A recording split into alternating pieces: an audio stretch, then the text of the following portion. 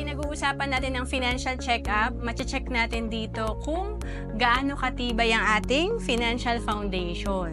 Ang tanong dito, meron na ba tayong mga investment kasi ito yung gagamitin natin sa ating retirement? And then, meron ba tayong sapat na emergency fund? And then, nakakabayad ba tayo ng ating utang or zero debt ba tayo? Kasi kung may utang tayo, importante, meron tayong plano para ma-zero out ito. And then, meron ba tayong sapat na protection and healthcare? Kasi madalas ay sa benepisyo lang ng company nakaasa. Paano pag wala na tayong trabaho or nag-resign na tayo? Wala na rin ang benepisyo natin sa life insurance at healthcare.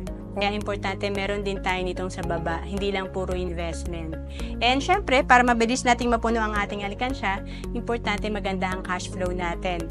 Importante na ma-manage natin ang ating kinikita ng maayos para may natitira. At kung naghahanap ka kung saan ka pwede magsimula para ma-build mo ang iyong solid financial foundation, pwede ka sa Kaiser. Dito rin ako nagsimula noong 2012. Dito, tatlo na yung meron ka.